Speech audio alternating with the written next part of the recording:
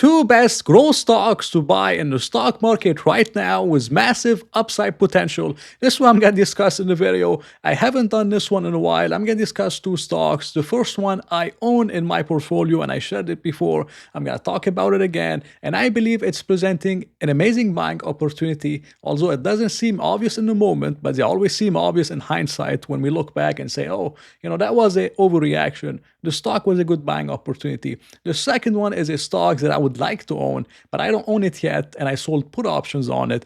So I do have exposure to both stocks. I'm going to share them with you, and I really hope you're going to enjoy this video. But before I get into the growth stocks, I know I'm going to get a lot of comments from value investors saying, these stocks are speculative and these things are pieces of junk and all these things.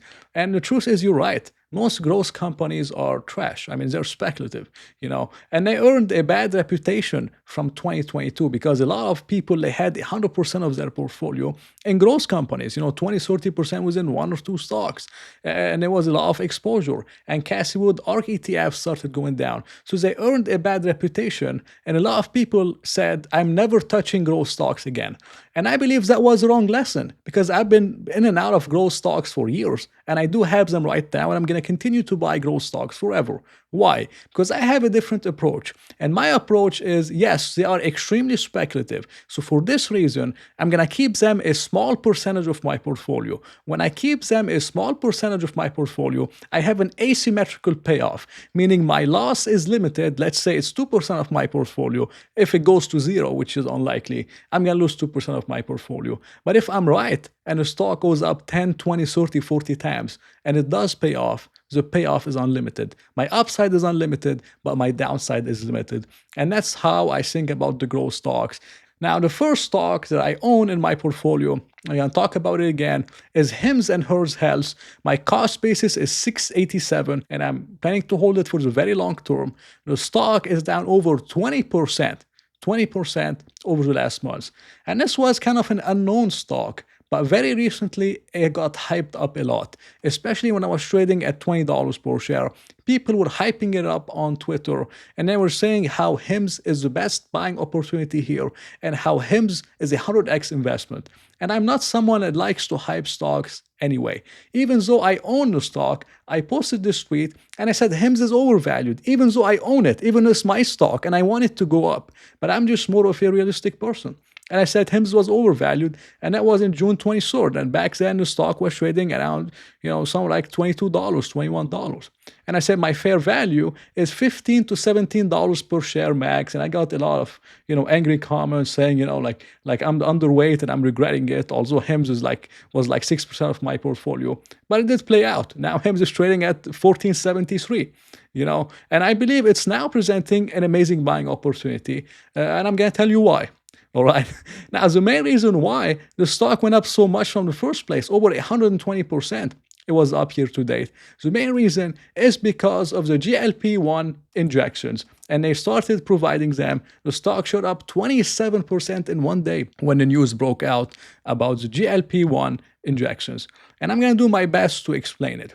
So as you know, a lot of the providers like NVO and others, I believe Lilly also, they sell the Ozempic kind of stuff that people take for weight loss. But this is on the FDA's shortage list. When something is on the FDA's shortage list, another company like Hims or even others can sell compounded kind of stuff, which is similar. It's like a replica of the original drug, and they can sell it without it being FDA approved as long as it's on the shortage list. And this is how Hims started selling the compounded, whatever the name is. I'm not a pharma expert, but I did my research. And that's how they started selling it. So when the shortage is over, and whenever NVO catches up to the shortage, it's no longer on a shortage list. From my understanding, Hims can't really sell a non-FDA pre-approved kind of GLP-1 injections, and they would have to get it FDA approved or try to do something else about it. And that's why the stock is going down, and you have this overreaction, and you have the drama. And every time people mention Hims, they mention GLP-1. Like, this is the main investment thesis. And this is what I believe the market is getting wrong. Because if you look at what the CEO said, he said in less than a year, the company's weight loss specialty has scaled a run rate of $100 million in annual revenue. This is what the CEO said. But weight loss specialty isn't all GLP-1. They also have the oral business, okay? But the 100 million in annual revenue. What did Hims guide for 2024? They guided $1.4 billion, which is 57 to 61% revenue growth. All right. Now, out of the 1.4 billion, you take out 100 million. This is like 6 or 7%, maybe 7% of their revenues. And if you take half of it, assuming it's oral, I don't know for a fact, but I'm assuming half of it is oral and half of it is a GLP-1. So GLP-1 is like 3 or 4% of their revenues, but a lot of investors and the market is acting like this is the entire investment thesis. And Hims is much more than just the GLP-1 stuff. Hims is about sexual health, about the dermatology, hair loss, acne, especially hair loss is extremely popular for them. Hims is about mental health, which is huge in the United States. And if they expand internationally, this is a huge problem all around the world. And anxiety, depression. Hims is much more than just GLP-1. And GLP-1 is like 3 or 4% of their revenue, yet the stock is going up and down based on the GLP-1 story. And I believe this is a massive overreaction. It's a massive mistake from the market. And Hims was growing 50, 60, 70% revenues way before GLP-1. And I believe they will continue to do so. And now the stock is priced at like GLP-1 is like zero. And just the business is just being whatever it is. And I think this is where the market is getting it wrong. And Hims is still going strong.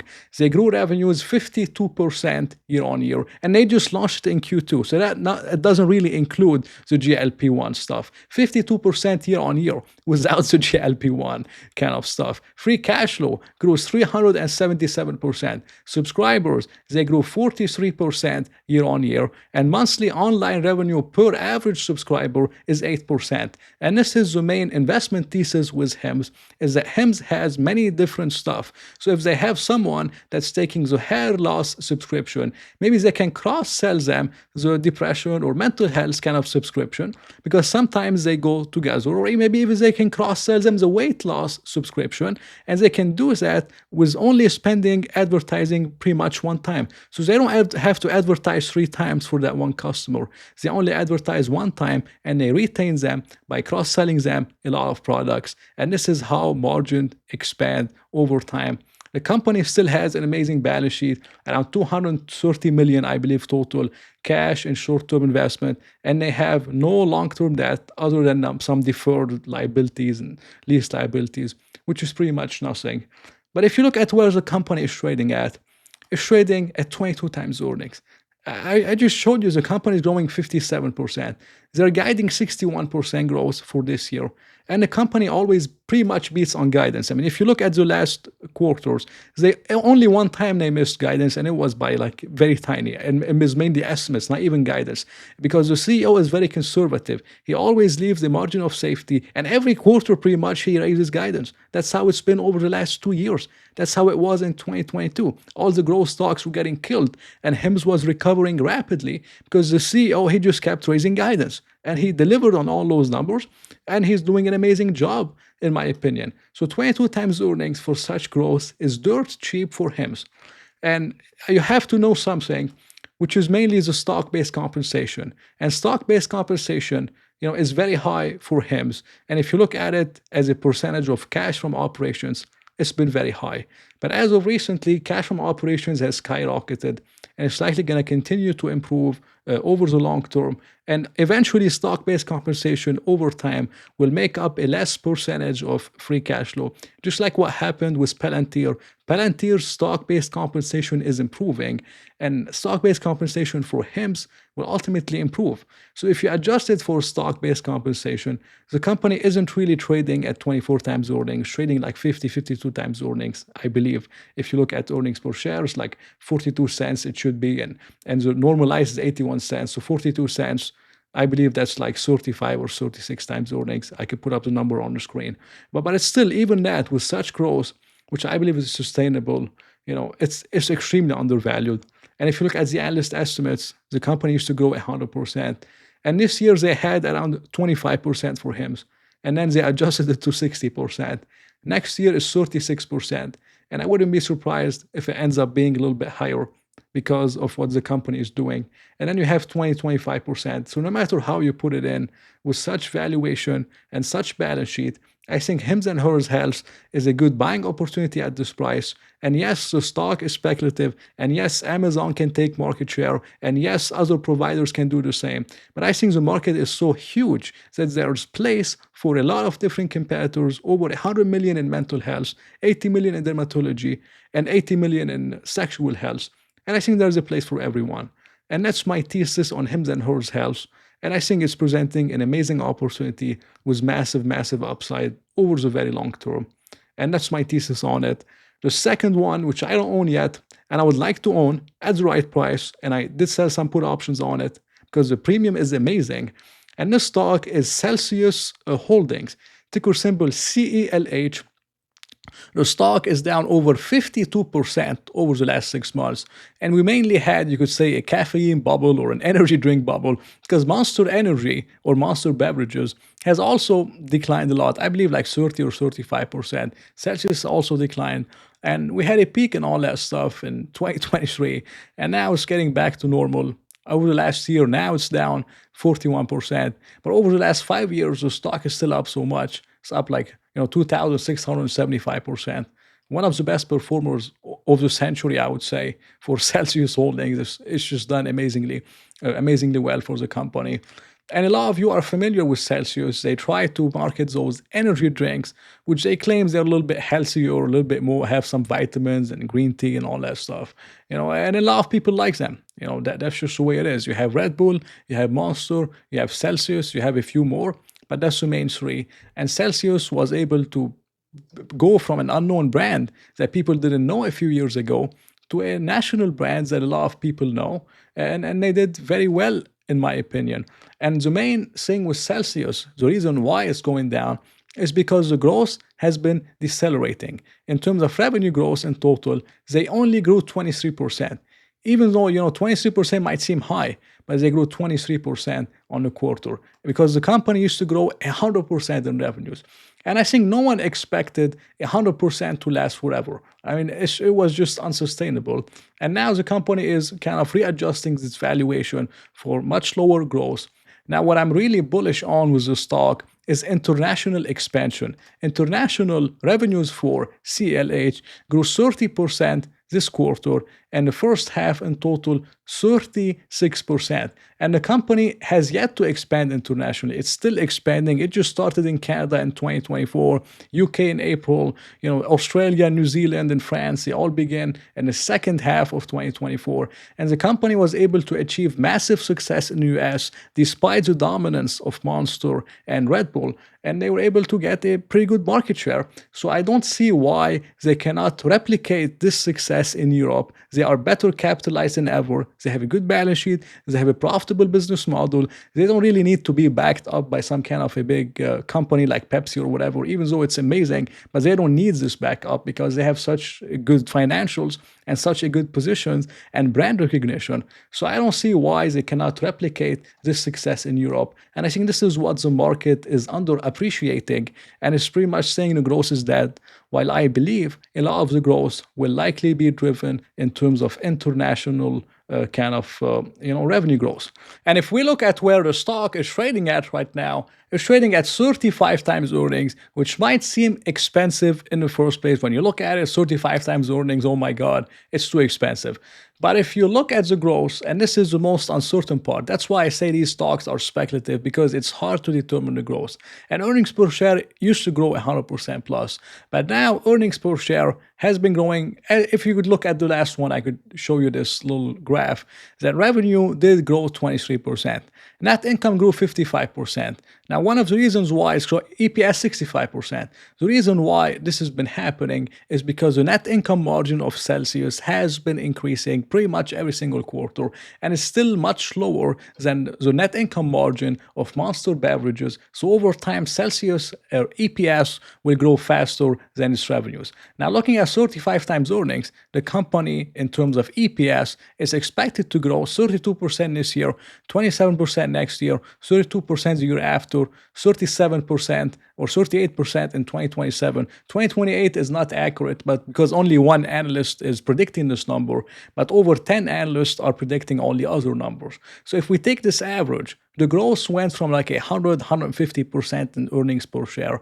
Now it dropped to 30 to 35%. So this is only one PEG ratio. This is one time price to earnings growth, which doesn't make Celsius too expensive at this price.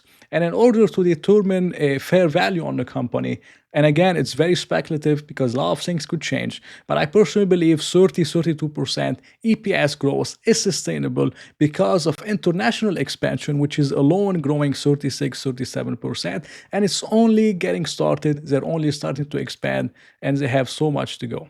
All right. Now, the best way to determine the fair value, in my opinion, on Celsius is to compare it to Monster beverages. And if you look at the growth between Celsius and Monster, it's not even close. Celsius is gonna grow like 33% EPS. Monster is like 10 to 12%.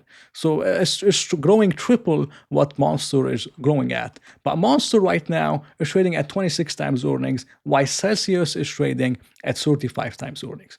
And you could see the value proposition over here.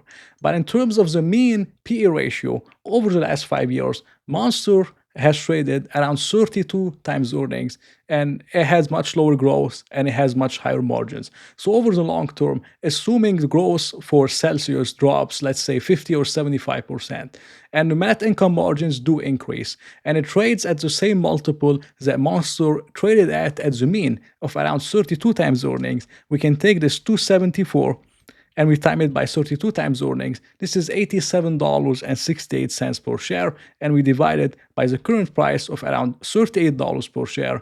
We get over 130% on the upside for Celsius over the next 5 years. If these numbers do play out, again, as I said, all that stuff is very speculative, but from me looking at a lot of different growth stocks in the market, I determined that the best one is Hims & Hers Health, which I believe has the most upside, and it's much safer in my opinion than Celsius. Then Celsius comes second, although it's speculative, but the company does have massive upside potential, as you could see from the numbers that I showed you, and maybe they can grow more, maybe they can get back to 40-45 times earnings. That's possible. A lot of things could change, and maybe net income margins end up being higher. But this is my thesis on Celsius and Hims & Hers Health. I hope you enjoyed it. If you enjoy them, let me know. I could do more of that stuff. And thank you again for watching. No financial advice. Hope you enjoyed it. If you did, please press the like button and maybe consider subscribing. So I'll talk to you in another video.